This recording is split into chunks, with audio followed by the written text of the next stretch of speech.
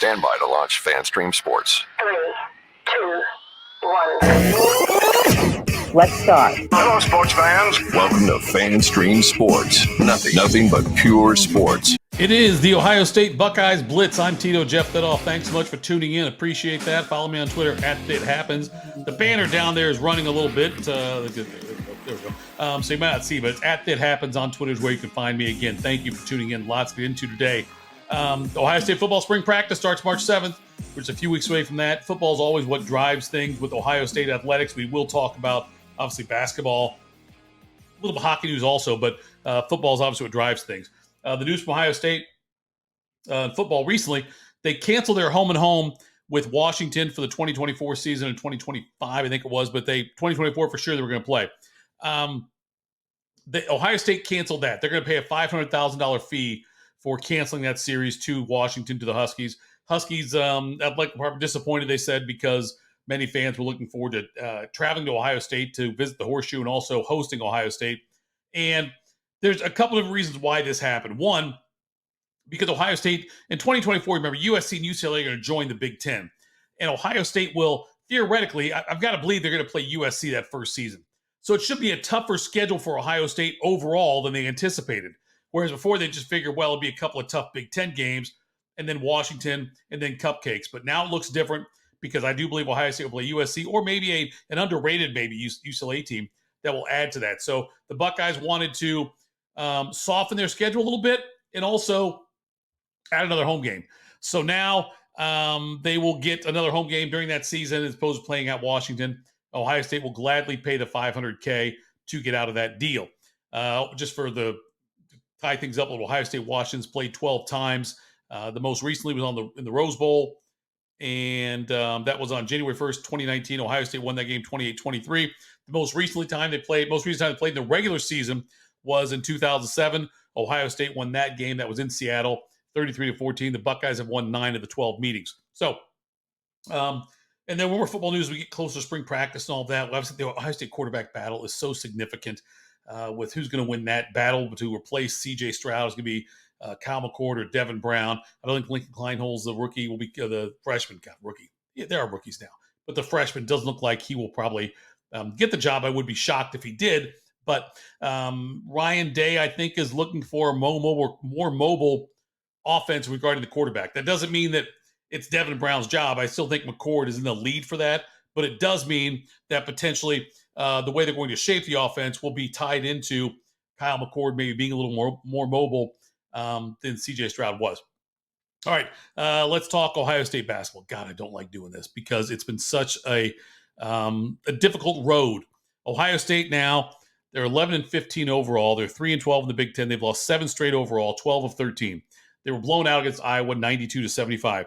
Ohio State led that game 36-35 with less than 2.5 minutes to go in the first half. I got outscored 12-0 the rest of the way in the half. So they go into the half now down 47-36, down by 11 after leading by 1 with less than 2.5 minutes left. Think about that. Led by 1 with less than 2.5 minutes left, and then Iowa goes on a 12-0 run. Then they trailed 80-53 with 8.5 minutes left in the game. That's a 45-17 run by Iowa. The Buckeyes, you remember, lost 62-41 against Michigan State just recently on last Sunday. The Buckeyes scored just 14 points in the first half. So Ohio State is continuing to struggle in basketball. Men's basketball still having their issues, and it's not going to get any easier because now they play at number 3 Purdue on Sunday. And Purdue coming off consecutive losses. Ohio State's kind of run into a little bad luck this way with the way the basketball team always seems to be playing a team that should be good, that is good, coming off a loss. It happened last time when they played Purdue. Purdue had just lost to Rutgers in that upset game. Now they get Purdue on the road in West Lafayette when Purdue's lost 2 straight. You can pretty much chalk that up as a Purdue win. Ohio State's not going to beat Purdue on Sunday. Zed Key is still not 100%. His shoulder is still bothering him. Bryce Sensabaugh, despite his struggles, still trending to be a first-round NBA pick. But it's everybody. There's a lot of guys who we thought would contribute that are not, that are struggling, that we thought would play big roles. It's been way too inconsistent, and I'm not going to blame. Let me see how I want to put this. Certainly, Holtman put the team together. Chris Holtman did put this team together, and it looked really good on paper coming into the season. I thought. I said they were a Sweet 16 team. So Now they're not even going to make the tournament unless they do, oh my God, do you believe in miracles? Yes, type of run in the Big Ten tournament, which I do not see happening. So I'm going to blame, you can blame Holtman for the makeup of the team, but I felt fine about it. I really thought that I thought this team was a Sweet 16 squad with who they had coming in, with the freshmen, with the transfers coming in. I really thought they would be good. So let's switch over to the women's side. This is a much better story, even though they are also struggling. Ohio State women started off 19-0, the best start in school history, and now they're 22-5 overall, 11-5 in the Big Ten. They did win at Penn State 67-55 on Thursday. Ricky Harris had a big game. She had 15 points, 8 rebounds, 7 assists. Cody McMahon, the freshman out of the Centerville area in Ohio, she played 38 minutes, 8 for 12 from the field, had 17 points and 11 rebounds. Still no J.C. Sheldon, but this is a win Ohio State had to have. The Buckeye women needed this win.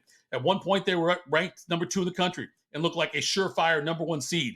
Now they might not even get a top 4 seed, which would put them on the road as opposed to hosting a couple of home games in the first 2 rounds of the tournament. The Ohio State Buckeyes right now are a half game ahead of Michigan for 4th place in the conference.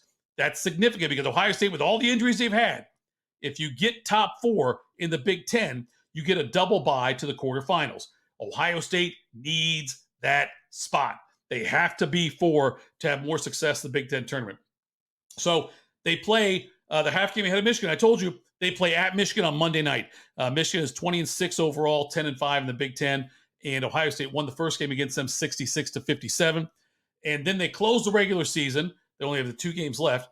They are hosting Maryland.